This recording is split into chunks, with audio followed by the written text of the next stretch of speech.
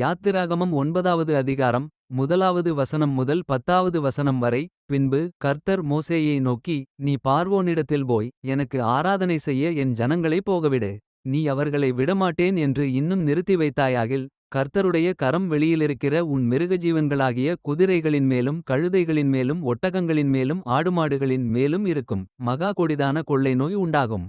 கர்த்தர் இஸ்ரவேலரின் மிருகஜீவன்களுக்கும் எகிப்தியரின் மிருகஜீவன்களுக்கும் வித்தியாசம் பண்ணுவார். இஸ்ரவேல் புத்திரருக்கு உரியவைகள் எல்லாவற்றிலும் ஒன்றும் சாவதில்லை என்றார். மேலும் நாளைக்கு கர்த்தர் இந்த காரியத்தை தேசத்தில் செய்வார் என்று சொல்லி, கர்த்தர் ஒரு காலத்தை குறித்தார் என்றும் எபிரெயருடைய தேவனாகிய கர்த்தர் சொல்லுகிறார் என்றும் அவனிடத்தில் சொல் என்றார். மறுநாளில் கர்த்தர் அந்த காரியத்தை செய்தார். எகிப்தியருடைய மிருகஜீவன்கள் எல்லாம் செத்துப் போயிற்று. இஸ்ரவேல் புத்திரரின் மிருகஜீவன்களில் ஒன்றாகிலும் சாகவில்லை. பார்வோன் விசாரித்து, இஸ்ரவேலரின் மிருகஜீவன்களில் ஒன்றாகிலும் சாகவில்லை என்று அறிந்தான். பார்வோனுடைய இருதயமோ கடினப்பட்டது, அவன் ஜனங்களை போகவிடவில்லை.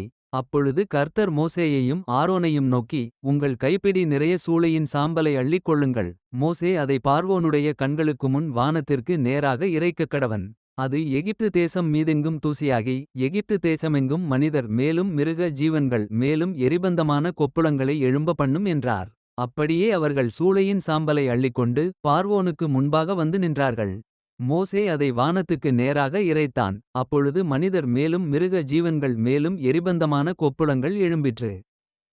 Exodus chapter 9, verses 1 to 10. Then the Lord said unto Moses, Go in unto Pharaoh, and tell him, Thus saith the Lord God of the Hebrews, Let my people go, that they may serve me.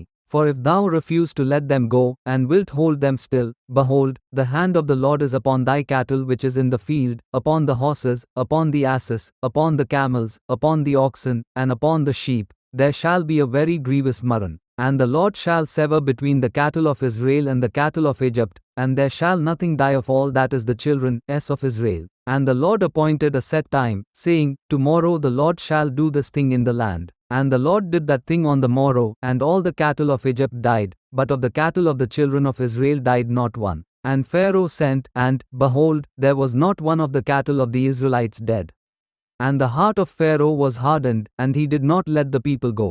And the Lord said unto Moses and unto Aaron, Take to you handfuls of ashes of the furnace, and let Moses sprinkle it toward the heaven in the sight of Pharaoh. And it shall become small dust in all the land of Egypt, and shall be a boil breaking forth with blains upon man, and upon beast, throughout all the land of Egypt. And they took ashes of the furnace, and stood before Pharaoh, and Moses sprinkled it up toward heaven, and it became a boil breaking forth with blains upon man, and upon beast.